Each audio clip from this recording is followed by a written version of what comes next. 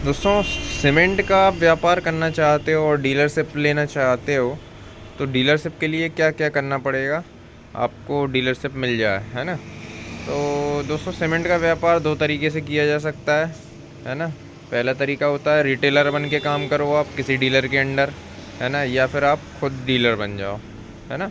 पहला तरीका है रिटेलर बन के काम करो, दूसरा तरीका है डीलर बन के काम करो। रिटेलर में दोस्तों आपको कुछ नहीं करना है, जो भी आपके आसपास डीलर हो उसके अंडर आपको रिटेलर कोड खुलवाना है कंपनी से। कंपनी का अधिकारी आपके दुकान पे आएगा, आप उसको बुलाओगे कॉल करके, है ना। नंबर आपको मिलेगा या तो वेबसाइट से या कोई भी सीमेंट डीलर से मिल जाएगा आपको नंबर।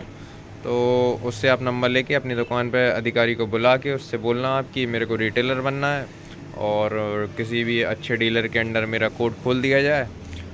कोड खुलवा के 10,000 रुपये की डीडी लगती है, वो डीडी सबमिट करके और आप आवेदन कर सकते हो, है ना।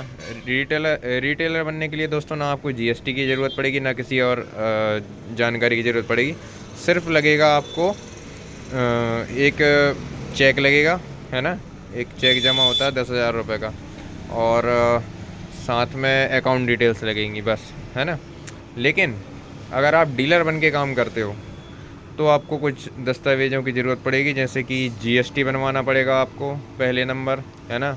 जीएसटी बन जाएगा आपका, फिर उसके बाद शॉप इस्टेब्लिशमेंट एक रजिस्ट्रेशन होता है, वो रजिस्ट्रेशन की ज़रूरत पड़ेगी, है ना। उसके साथ आपको जो दुकान या गोदाम है उसके मालिक से आपको किरायानामा बनवाना पड़ेगा, है ना। और बाकी की बैंक की डिटेल्स रहेंगी आपकी, है ना। ये तीन चीज़ों की ज़रूरत पड़ती है, तो आपको डीलरशिप मिल जाएगी दोस्तों, है ना। उसी अधिकारी से आप ये बोल दोगे कि मेरे को डीलर कोड खुलवाना है, तो वो डीलर कोड भी खोल देगा, है ना। और दोस्तों, मैं आपको एक सलाह देना चाहूँगा कि आप रिटेलर बन के काम करें या डीलर बन के काम करें। तो दोस्तों, सलाह ये है कि आप डीलर बन के काम करें। रिटेलरों को कुछ भी नहीं बचता, है ना, और जो बचता है वो डीलर खा जाते हैं, है ना। तो कहने का मतलब, अगर आप कंपनी से बेनिफिट लेना चाहते हैं हर तरह का, तो आप डीलर बन के काम करें।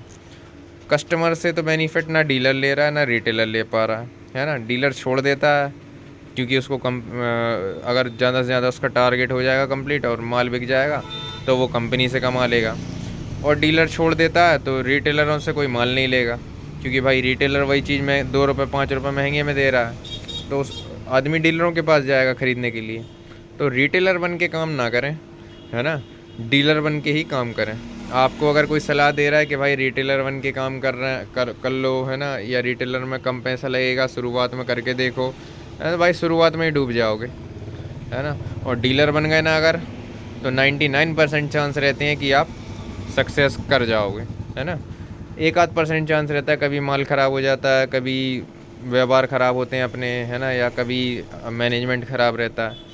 बाकी 99% चांस रहते हैं कि माल बिक जाता है। और अगर आपने जितने में आपको माल पड़ा, है ना, मतलब जो बिलिंग आई आपके माल की, जैसे मान के चलो आपके पास जब माल गाड़ी आती है सीमेंट की, तो एक बिल आता है अपने पास। दोस्तों, उस बिल के रेट पे ही आपने अगर माल बेच दिया ना, तब भी आप प्रॉफिट में रहोगे। कैसे रहोगे? कंपनी कई तरह के इंसेंटिव्स देती है, कई तरह के पॉइंट्स देती है। ग्राहक आ गए थे दोस्तों बीच में। तो मैं यही बता रहा था आपको कि आप डीलर बन के काम करें, है ना। रिटेलर के चक्कर में ना जाएं। रिटेलर में कम पैसा ज़रूर लगता है, लेकिन साथ ही साथ उसमें आपको रिटेलर में एक बेनिफिट और मिल जाता है कि आपको अगर 100 बोरी से काम चालू करना है, 50 बोरी से काम चालू करना है, तो आप कर सकते हो, है ना। डीलर से आप बोलो कि आप अपनी गाड़ी में से 100 या 50 बोरी मेरी दुकान पे उतार दें। लेकिन दोस्तों, उससे कहीं ज़्यादा बेनिफिट आपको जब रहेगा, देखो 100 बोरी आप रख के बैठोगे तो एक तो ग्राहक को ऐसा लगेगा कि छोटी दुकान है, ये मेरे को बेनिफिट नहीं दे पाएगा, तो ग्राहक आपके पास वैसे ही नहीं आएगा। दूसरी बात, आप उसको तेज़ रेट दोगे क्योंकि आप डीलर नहीं हो। डीलर को सस्ते रेट पे पड़ती है, रिटेलर को महंगे रेट पे पड़ती है, 5-10 रुपये महंगा पड़ता है ना। और ऊपर से कंपनी का भी बेनिफिट कुछ नहीं मिलता। तो रिटेलर दोनों तरफ से घाटे में रहता है, लेकिन जो डीलर रहता है ना, वो दोनों तरफ से प्रॉफिट में रहता है। एक तो वो कुछ ना कुछ पैसे ग्राहक से भी कमा लेगा, और बाकी का जो उसको कम कमाया उसने, उसकी भरपाई कर देती है कंपनी। इंसेंटिव देती है, कई तरह के पॉइंट्स देती है, कई तरह के कूपन्स देती है, विदेशों की टिकटें आती हैं, है ना, और बहुत सारे ऐसे कूपन भी आते हैं जिन्हें आप अमेज़ॉन, फ्लिपकार्ट वगैरह पे या मीशो वगैरह पे आप रिडीम कर सकते हो कोई भी चीज़ लेके। जैसे अभी मैंने फ़िलहाल में वॉशिंग मशीन ली है अपने घर के लिए, तो मेरा उसमें जैसे वॉशिंग मशीन की कीमत है दोस्तों 28,000 रुपये, है ना, और fully loaded automatic washing machine है। लेकिन उसमें से दोस्तों मेरे को सिर्फ 8,000 रुपये भरना पड़ा। 21,000 का कंपनी का कूपन था, 1,000 रुपये एसेसरीज़ का और बढ़ गया था, 29,000 रुपये हो गए थे। 21,000 रुपये का कूपन था, मेरे को सिर्फ 8,000 रुपये भरने पड़े, है ना। तो मेरी वॉशिंग मशीन आ गई और उसके साथ एक ड्रायर भी आया है ना वॉशिंग मशीन का, कि मतलब ये कपड़े सुखा के मतलब धो के और सुखा के देती है। तो ऐसे बहुत सारे कूपन्स आते हैं, फिर बहुत सारे गिफ्ट्स आते हैं कंपनी की तरफ से, है ना। तो इन सभी चीज़ों का लाभ उठाने के लिए आपको डीलर बनना पड़ेगा। हाँ, अगर आपके पास इन्वेस्टमेंट करने का सोर्स नहीं है, मतलब पैसे नहीं है आपके पास, कैपिटल नहीं है ज़्यादा, तब आप रिटेलर बन के काम कर सकते हो, क्योंकि कुछ ना करने से अच्छा है कुछ करना।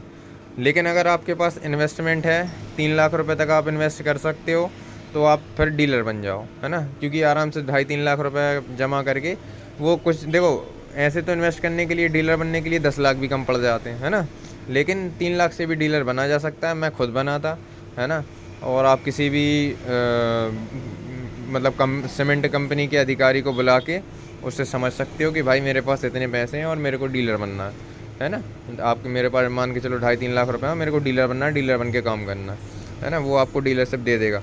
शर्त यही रहती है कि आपके बाजू में सेम कंपनी का डीलर नहीं होना चाहिए 1 किलोमीटर के दायरे में, है ना। हर कंपनी का एक एरिया रहता है।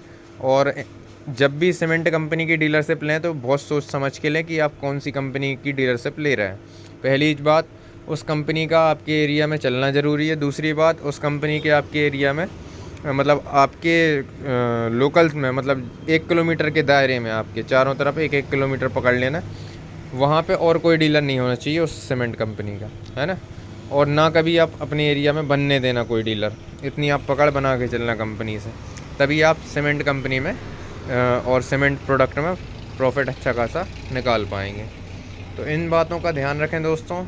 और साथ ही साथ मैं आपको और कुछ जानकारी भी बीच बीच में देता रहूँगा। एक ही वीडियो में सारी जानकारी देना इम्पॉसिबल है दोस्तों, वीडियो काफ़ी लंबी हो जाएगी और कुछ चीज़ें दिमाग से निकल जाती हैं।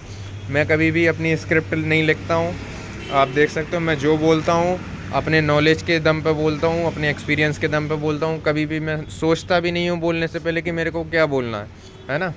ये चीज़ें मेरा पूरा नॉलेज और एक्सपीरियंस है। ठीक है दोस्तों, अच्छे से काम करें।